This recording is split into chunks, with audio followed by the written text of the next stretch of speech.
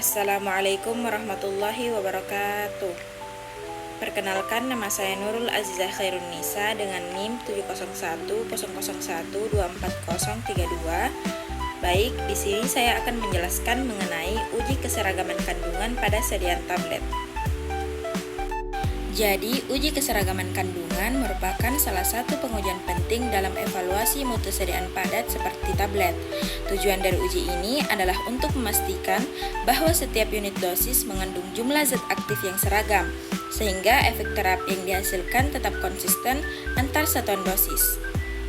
Uji ini dilakukan apabila zat aktif memiliki kadar kurang dari 50 mg atau jumlah zat aktifnya tidak melebihi 50% dari bobot total sediaan. Selain itu, pengujian juga diterapkan pada sediaan emulsi, suspensi atau gel dalam wadah tertutup maupun soft capsule yang digunakan untuk rute sistemik. Nah, dalam pelaksanaan uji keseragaman kandungan diambil tidak kurang dari 30 unit sediaan dari satu batch produksi. Spesimen komposit disiapkan, kemudian dilakukan pengujian kadar zat aktif dari masing-masing unit secara akurat. Langkah selanjutnya adalah menghitung berat zat obat yang ekivalen dengan rata-rata satu unit dosis. Untuk menilai keseragaman hasil digunakan faktor koreksi atau F dengan rumus F sama dengan W per P, di mana W adalah bobot zat aktif rata-rata berdasarkan hasil penetapan kadar dan P adalah bobot zat aktif rata-rata berdasarkan prosedur uji keseragaman kandungan.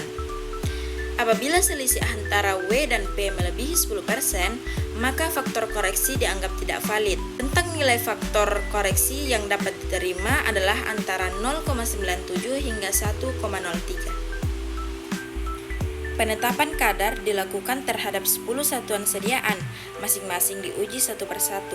Hasil uji dianggap memenuhi syarat apabila yang pertama itu kadar zat aktif pada setiap satuan sediaan berada dalam rentang 85,0% hingga 115,0% dari kadar yang tertera pada etiket, serta simpangan baku relatif atau RSD tidak lebih dari 6,0%. Yang kedua, jika terdapat satu satuan yang berada di luar rentang tersebut namun masih berada antara 75,0% hingga 125,0% dan simpangan baku relatif tidak melebihi 6,0%, maka produk masih dapat diterima.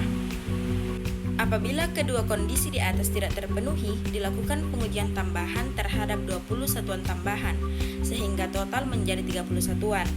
Hasil memenuhi syarat apabila tidak lebih dari satu satuan memiliki kadar di luar batas 85,0% sampai 115,0%, tidak ada satuan yang berada di luar 75,0% hingga 125,0% dan simpangan baku relatif seluruh 30 satuan tidak lebih dari 7,8%.